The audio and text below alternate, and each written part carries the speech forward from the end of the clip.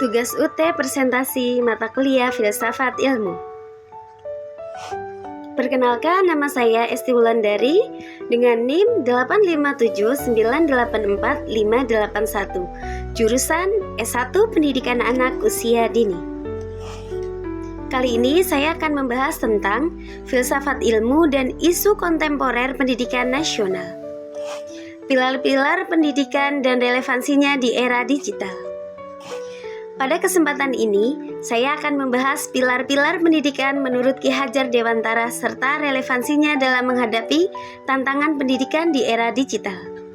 Dalam dunia pendidikan, istilah pilar dapat diartikan sebagai dasar atau tiang penyangga yang menjadi fondasi bagi berlangsungnya proses pendidikan.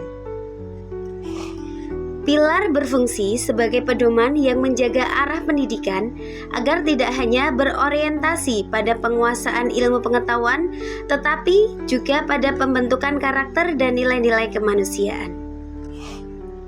Salah satu tokoh pendidikan Indonesia yang memberikan landasan kuat bagi sistem pendidikan nasional adalah Ki Hajar Dewantara.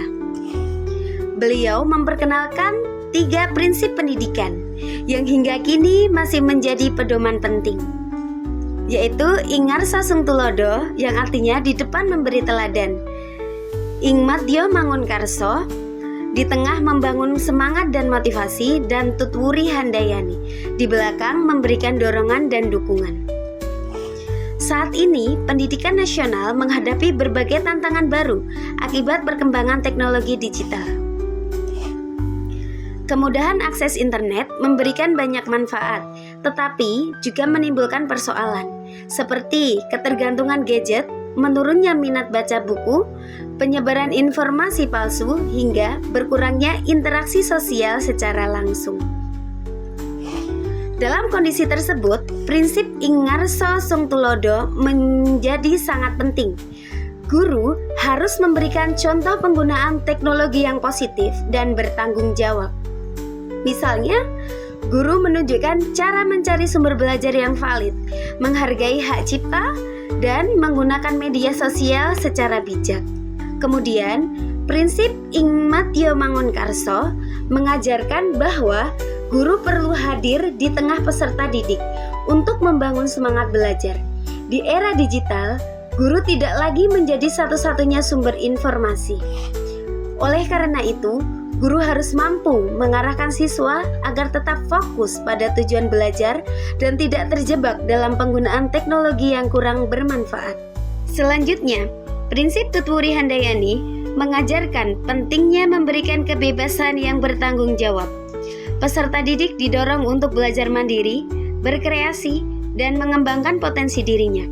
Namun, kebebasan tersebut tetap perlu dibimbing agar siswa mampu berpikir kritis dan bertanggung jawab atas setiap tindakan yang dilakukan di dunia digital. Salah satu isu kontemporer pendidikan nasional adalah rendahnya karakter dan etika digital pada sebagian peserta didik. Banyak siswa yang mampu menggunakan teknologi, tetapi belum memahami etika berkomunikasi, keamanan data pribadi, maupun dampak dari jejak digital. Disinilah nilai-nilai pendidikan Ki Hajar Dewantara dapat menjadi solusi karena tidak hanya menekankan aspek pengetahuan, tetapi juga pembentukan karakter.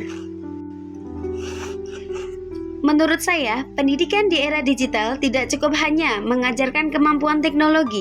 Pendidikan juga harus membentuk manusia yang berakhlak, bertanggung jawab, kreatif, dan memiliki kepedulian sosial.